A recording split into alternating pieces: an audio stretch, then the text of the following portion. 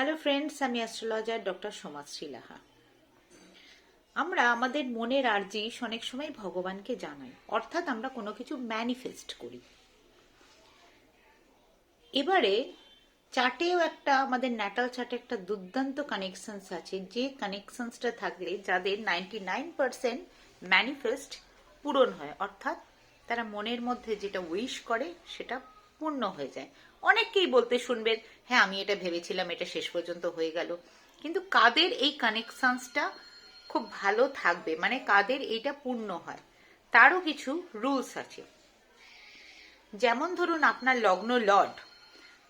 লগ্ন লর্ড যদি মিথুন, তুলা বা কুম্ভ রাশিতে থাকে, বা আপনার লগ্ন যাই হোক না কেন, অ্যাকর্ডিং টু ইউর লগ্ন, আপনার লগ্ন লর্ড যদি আপনার 3rd হাউস, 7th হাউস বা 11th হাউসে থাকে, তাহলে জানবেন আপনি যেটা ম্যানিফেস্ট করবেন সেটা 99% পূর্ণ হয় বা পূর্ণ হবে। মনে রাখবেন, এটা ভীষণ গুরুত্বপূর্ণ একটা কানেকশনস। নমস্কার, সবাই খুব ভালো থাকবেন।